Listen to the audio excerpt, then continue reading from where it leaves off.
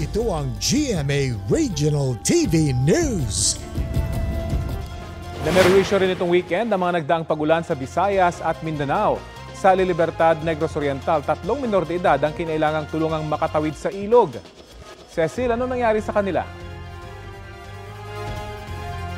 Rafi, nakatulog sa kubo ang magpipinsan at nang magising ay mataas na ang tubig sa Mandapaton River. Resulta yan ng ilang araw na pag-ulan sa Barangay Sulongon. Ayon sa La Libertad MDRRMO, humingi ng tulong sa kanila ang mga magulang ng magpipinsang edad 14, 16 at 17.